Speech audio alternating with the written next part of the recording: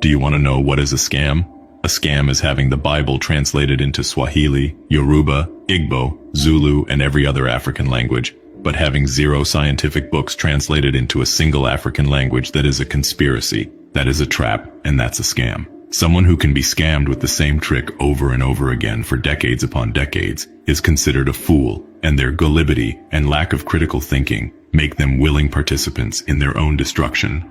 I have walked into different libraries, and I have seen university science books translated into Chinese, Russian, Portuguese, Arabic, and so forth.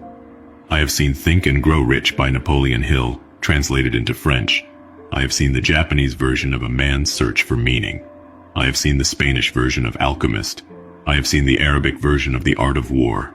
All these books, I have seen them in various languages, but none in any African language. An African child is sent to Arabic school just to learn Arabic, so that he can read the word of her supposed creator, while the Arab prays and learn in their own language. African child learns and pray in other languages. You will find churches in Africa where the English became preacher would have a native translator next to them doing the translation. Here's where the scam comes. You will never find a school in Africa where the teacher will have a translator next to them to translate chemistry, physics, mathematics, geography, economics to the students. I have seen many science books translate into various languages, but none in any African language.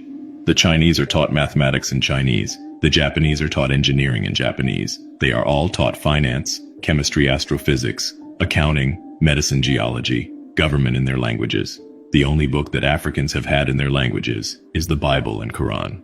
The only time Africans have something translated them to in their language is in a church and mosque.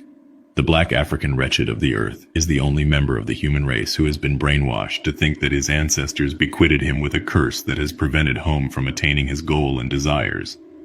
Almost every misfortune he encounters on earth is the fault of some ancestors who must be bound and cast in the fire of the Holy Ghost. The white people don't have terrible ancestors. The Arab that enslaved Africans for 700 years don't have wicked ancestors.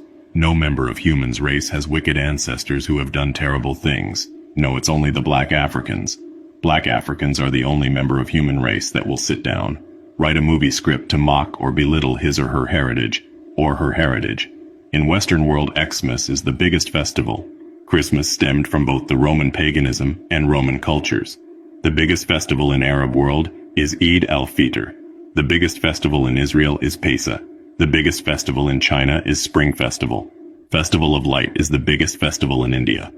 Black people are probably the only human species on planet Earth that helps other race celebrate their own festivals, but nobody celebrates theirs with them. They generally believe their own ways are inferior. Therefore, it's hard for them to evolve the beautiful things their ancestors left. He belittled the ancestors who gave him life.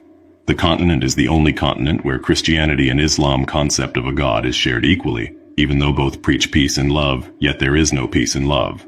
When an African man is not praying to a foreign God, he will be treating himself in a foreign hospital, or visiting another man's country for religious purposes, or praying to his own creator in Arabic.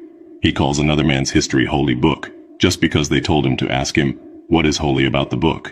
It's an abomination for him to see the world through his own culture. Slaves weren't allowed to do that. He steals money from his land to keep in a foreign land.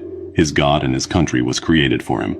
No wonder nobody respects him. The black man is roaming around the world like a tortoise without a shell.